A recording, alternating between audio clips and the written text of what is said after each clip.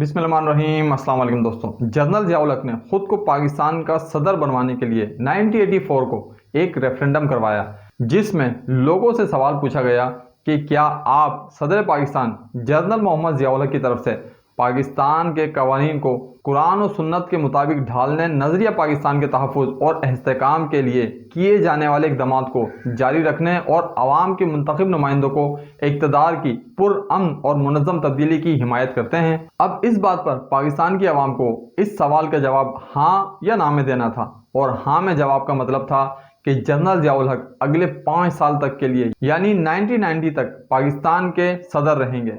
अब इसके बारे में पाकिस्तान की आवाम ने क्या जवाब दिया, इसका जवाब आपको आगे चलकर वीडियो में मिल जाएगा।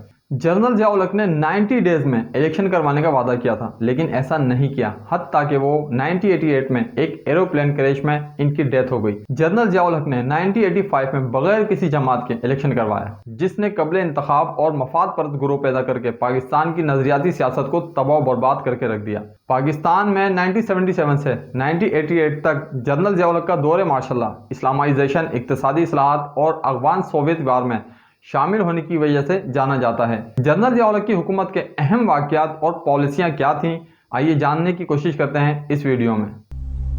सारे मुल्क में मार्शल नाफिज कर दिया गया है, कौमी और सूबाई असम्बलियाँ तोड़ दी गई हैं। आपने सुन लिया होगा कि अफवाज पाकिस्तान ने मुल्क का नज़्म नस्क़ महल लिया है। असाकिर पाकिस्तान के लिए मुल्की निज़ाम से महलना कोई मुस्तहसन इक़दाम नहीं, क्योंकि अफवाज पाकिस्तान दिल से चाहती है कि मुल्क की बागडोर अवाम के हाथों में रहे, जो सही तौर पर उसके हक़दार हैं। अवाम अपना हक़ अपने मुंतखब नुमाइंदों के ज़रिए इस्तेमाल करते हैं, जिसके लिए हर जमहूरी मुल्क में वक्तन फ़वक्तन इंतखाबात होते रहे। हमारे मुल्क में भी गुज़श्ता 7 मार्च को इंतखाबात हुए, जिसके नतीजा को एक फरीक ने कबूल करने से इनकार कर दिया। इंतखाबात में धांधली के इल्ज़ाम ने जल्द ही दोबारा इंतखाबात के मुतालबे की शक्ल इख्तियार कर ली। इस मुतालबे को तस्लीम कराने के लिए एक तहरीक चलाई गई, जिसके दौरान ये ख्याल आराई भी की गई कि पाकिस्तान में जमहूरियत नहीं चल सकती। दोस्तों, 1976 में पाकिस्तान के प्राइम मिनिस्टर जुल्फ़िकार अली भुट्टो ने जनरल ज़िया-उल-हक को अपनी पसंद से पाकिस्तान का आर्मी चीफ मुकर्रर किया था, जबकि पाकिस्तान के प्राइम मिनिस्टर जुल्फ़िकार अली भुट्टो को यह गलत फहमी थी कि जनरल ज़िया-उल-हक जुल्फ़िकार अली भुट्टो की हर बात को मानेंगे और इनके साथ कुछ गलत नहीं होने देंगे, लेकिन ऐसा नहीं हुआ।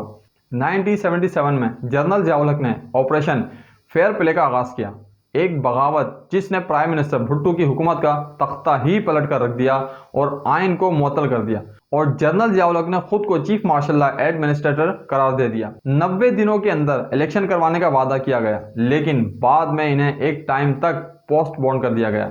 जनरल ज़िया-उल-हक ने 1977 से 1985 तक 8 साल मार्शल के तहत पाकिस्तान पर हुकूमत की।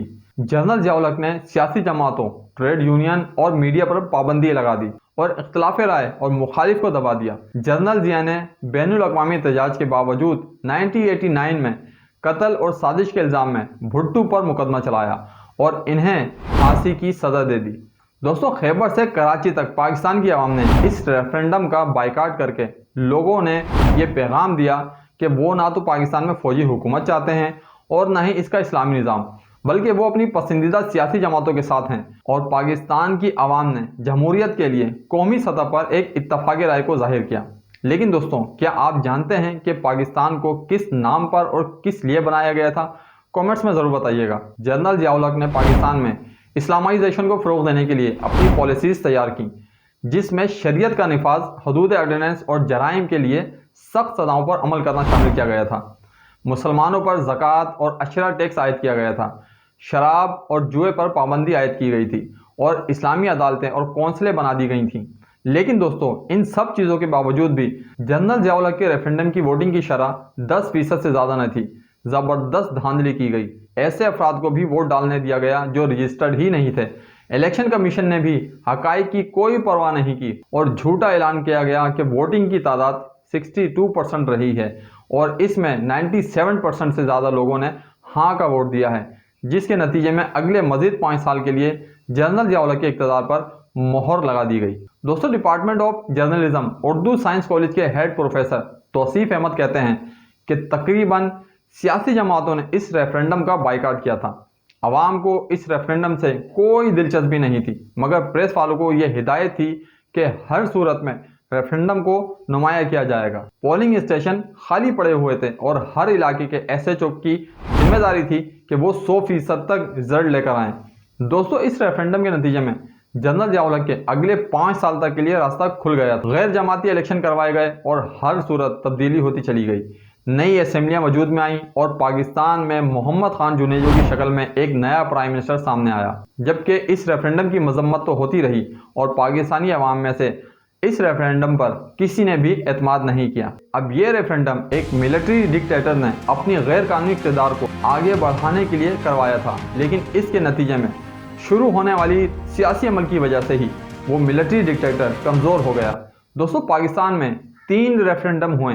पहला जनरल अयूब खान, दूसरा जनरल जियाउल हक और तीसरा जनरल परवेज मुशर्रफ ने करवाया। इन रेफरेंडम के नतीजे में आखिरकार एस्टेब्लिशमेंट कमज़ोर ही हुई है, क्योंकि डेमोक्रेटिक प्रोसेस छोटे पैमाने पर हो या किसी भी सूरत में शुरू हुआ हो, वो बढ़ता ही चला गया और फौजी डिक्टेटरों को बिल आखिर जाना पड़ा। दोस्तों, जनरल जियाउल हक के रेफरेंडम की तरह जनरल मुशर्रफ के रेफरेंडम में भी लोगों ने हिस्सा नहीं लिया। जनरल मुशर्रफ के रेफरेंडम में तो ख़ास बात यह थी कि जनरल मुशर्रफ ने स्ट्रीट पर पोलिंग बूथ लगाए हुए थे और जिसकी कोई वोटर लिस्ट भी नहीं थी, और जिसकी ख़ास बात यह थी कि जो भी इस स्ट्रीट से गुजर रहा हो वो वोट डालता जाए। वहाँ पर भी मौजूद करीब के पुलिस वालों की ड्यूटी थी कि 100% तक रिजल्ट आने चाहिए। जनरल मुशर्रफ के रेफरेंडम की हैसियत भी जनरल जियाउल हक के रेफरेंडम जैसी ही थी, लेकिन इसकी वजह से भी जो इकदाम किए गए, इसके नतीजे में भी सियासी अमल शुरू हुआ और बढ़ता ही चला गया और जनरल मुशर्रफ को भी जाना पड़ा। दोस्तों, इस स्टोरी में एक बात तो बिल्कुल रियल और सेम है, वो ये कि किसी भी सतह का सियासी अमल मिलिट्री डिक्टेटर के लिए नुकसानदेह साबित हुआ है। दोस्तों, दोनों ही मिलिट्री जर्नलों ने जो रेफरेंडम करवाए, इनका इंतजाम इलेक्शन कमीशन ऑफ पाकिस्तान ने किया था। जनरल जियाउल हक के रेफरेंडम में इलेक्शन की लिस्टें इस्तेमाल की गई, जबकि जनरल मुशर्रफ के रेफरेंडम में सबको वोट डालने की इजाज़त थी और बैलेट बॉक्स अवामी मकामात पर रखे गए थे। जनरल जियाउल हक के रेफरेंडम से पहले सूरत-ए-हाल ये थी कि 1981 में MRD बन चुकी थी। अपोजिशन जमातों की इस इत्तेहाद का मकसद मुल्क में जमहूरियत को बहाल करना था। इस इत्तेहाद में Pakistan people's party, Pakistan national party, national Awami party, national democratic, Tehreek Istiqlal, Awami Tehreek, Pakistan Muslim league, Khwaja Khairuddin group और मलिक कासिम ग्रुप वगैरह शामिल थे। 1983 तक MRD की तहरीक एक मजबूत आवाज़ बन चुकी थी। पीपल्स पार्टी की वजह से खास तौर पर सिंध में इस तहरीक का बहुत जोर था। सिंध में तहरीक को कुचलने के लिए ताकत का ज़्यादा इस्तेमाल किया गया, जो कि आज भी देखने में आ रहा है कि ताकत के जोर पर लोगों के साथ कितनी ज़्यादतियाँ की जा रही हैं। डॉक्टर इफ्तिखार मलिक कहते हैं कि MRD की तहरीक की वजह से जनरल जियाउल हक और इनके दीगर जनरल साथी प्रेशर में थे।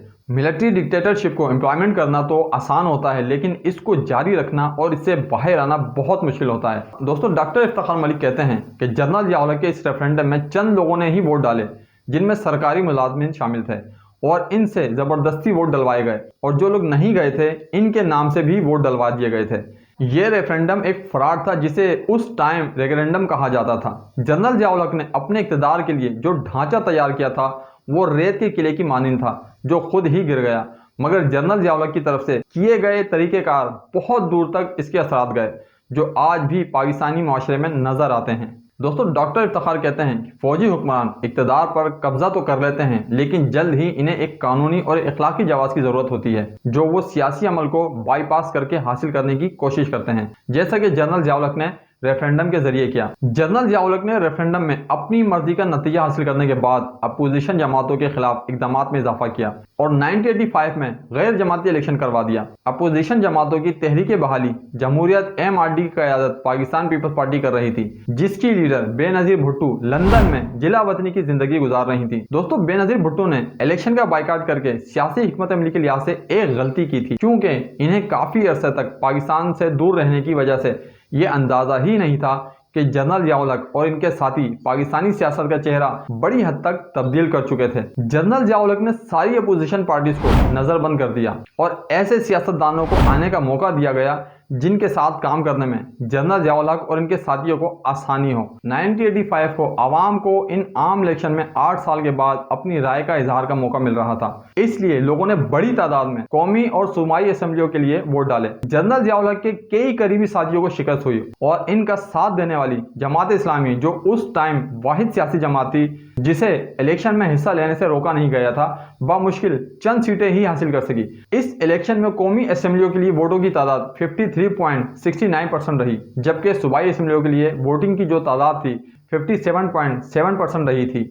लोगों की इतनी बड़ी तादाद में इलेक्शन में हिस्सा लेने की वजह से जनरल ज़िया-उल-हक के इक़्तिदार के 3 सालों के दौरान MRD का सियासी असर बड़ी हद तक खत्म हो गया था। लेकिन इनके अपने गैर जमाती इलेक्शन के नतीजे में कायम होने वाली असेंबलियों से उठने वाली सियासी लीडरशिप भी नाराज नजर आई और जनरल को यही असेंबली बुरी लगने लगी। आखिरकार जनरल ज़िया-उल-हक ने इन्हें खत्म कर दिया। अब इस फैसले ने जनरल ज़िया-उल-हक को न सिर्फ सियासत में कमजोर और तनहा किया, बल्कि अपने इदारे में भी इनकी मुखालिफ में इजाफा हुआ। यही वो तदाद है जो पाकिस्तान की सियासी मंजरनामे पर बार बार उभरता है। दोस्तों, मिलिट्री जनरल अवाम के पसंदीदा हुकूमतों का तख्ता उलटते हैं, झूठे वादे करते हैं, अपने सियासी मुखालफिन को कुचलते हैं, जेलों में डालते हैं और फांसियां देते हैं, लेकिन इसके बाद वो एक सियासी मुश्किल में फंस जाते हैं कि इससे निकलने के लिए कानूनी और सियासी अखलाक जवाब कैसे बनाएं, क्योंकि इनकी जड़ें अवाम में नहीं होती। इसीलिए ये फौजी हुक्मरान रेफरेंडम जैसा हरबा इस्तेमाल करते हैं। लेकिन हकीकत यह है कि इसके बावजूद भी इन्हीं का शुरू किया हुआ सियासी अमल फैल कर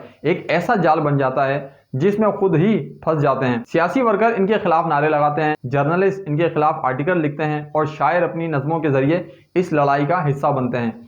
जनरल ज़िया-उल-हक 17 अगस्त 1988 को आला हुक्काम और पाकिस्तान में अमरीकी सफीर के साथ एक एरोप्लेन क्रैश के हादसे में इंतकाल कर गए। इनके बारे में मुख्तलिफ बातें हैं। कुछ लोग इनकी हिमायत के साथ साथ इनके दौरे हुकूमत पर तनकीद भी करते हैं। लोग इनके दौर को गैर जमहूरी, गैर आइनी, आमराना और समाजी तौर पर खलल डालने वाले करार देते हैं। लोगों का कहना है कि उन्होंने माशरे को फिरका वाराना खतूत पर तकसीम किया और तरक्की पसंद माशरे में इंतहा पसंदी को जन्म दिया। जनरल ज़िया-उल-हक ने पाकिस्तान में तरक्की पसंद सियासी कल्चर के ताने बाने को तबाह कर दिया। बाद लोग ये कहते हैं कि जनरल ज़िया-उल-हक ने नाम निहाद मुजाहिदीन तैयार करने वाले मदरसों की सूरत में दहशतगर्दी की। जो फसल बोई वो इनकी मौत के बाद दहशतगर्दों की सूरत में सामने आई और मुल्क 10 साल तक खुद कुछ धमाकों से तबाह हाल होता रहा। दोस्तों, जनरल ज़िया-उल-हक के बारे में लोगों की मुख्तलिफ बातें हैं। कोई इनको अच्छा कहता है और कोई इनको बुरा। इसमें आपकी क्या राय है, अपने कमेंट्स में ज़रूर बताएं। वीडियो अच्छी लगी हो तो इसको लाइक और शेयर ज़रूर करें। आपके प्यार और मोहब्बत का बहुत शुक्रिया।